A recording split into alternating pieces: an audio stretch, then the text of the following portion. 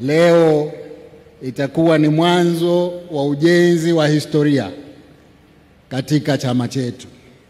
Mheshimiwa Mwenyekiti, tunakupongeza kwa dhati kabisa. Kama ulivyoacha alama katika miradi mingi ya serikali, leo tunaanza ile safari ya kuacha alama katika Chama cha Mapinduzi. Kwa kweli hongera sana.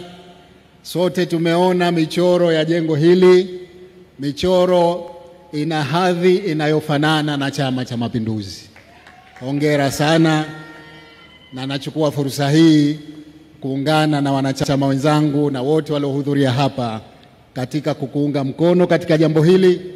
Tunakuombea mafanikio na sisi tuko pamoja na wewe ili tuweze kulitimiza katika muda mfupi na chama chetu kiweze kupata makao makuu yenye hadhi ya chama chetu. Asanteni sana kwa kunisikiliza.